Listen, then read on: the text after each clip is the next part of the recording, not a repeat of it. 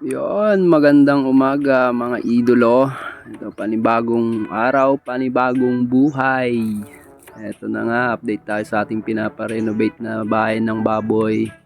Ito na, inumpisa na ni Teddy. Ito yung bahay kubo, papalitan ko na rin yan ng yero. Ito yung dating lagayan ng manok. Ito, lagayan ng baboy. Dati nilagyan namin to ng 45 days, kaya maraming kahoy dyan, nakabalagbag. Pero ngayon ipapatanggal ko na yan kasi wala din naman ng silbihan. Gagawin na lang panggatong.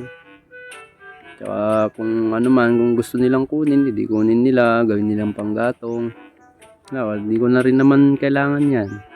Ito yung dati niyang itsura. Ayan, sira-sira na. Kaya ngayong araw, papagawa ko na ito at binabaklas na ni Teddy Boy. Yung mga kahoy na yan, tatanggalin na yan. Para sa mga susunod na araw, baka mabilan ng mga biik. Yan, yung nanay ko, yun. Babantay. Ito yung kubo. Yan, papatanggal ko rin yan. Papapalitan ko na ng yero. Ito, kunwari, natulong. Sisipag-sipagan. Yan, mamaya uupo na yan. Kunwari lang, guys. Mamaya andun si Teddy sa likod. Ito na nga, kunwari masipag, kunting tulong-tulong lang. Mamaya baka malagyan na namin ng yero yan, kasi natanggal na yung mga nipa. Mamaya susunugin ko na yung mga yan kasi wala na din. Yung gamit ng mga yan, yero na kang ilalagay ko dyan para tumagal. Kasi pag ganyan na naman ang ipapalagay ko, mga ilang taon lang, siguro mga 1 taon, wala na, sira na naman. Kaya gagawin ko na lang siyang yero para pag tag-ulan medyo mas safe siya, hindi siya tutulo, di ba? Kaya ngayong araw, yan yung gagawin namin.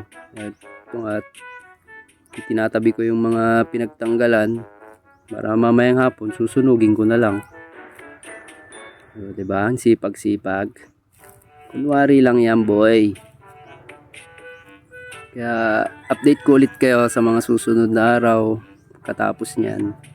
Baka matapos na din namin to mamayang hapon. Siguro lalagyan namin tapos linis na lang konti para hindi naman madumi dito, kasi dati malinis na to nilinis lang. Ito na ang kinalabasan, natanggal na yung mga nipa niyan. Para mamaya yero na lang ilalagay.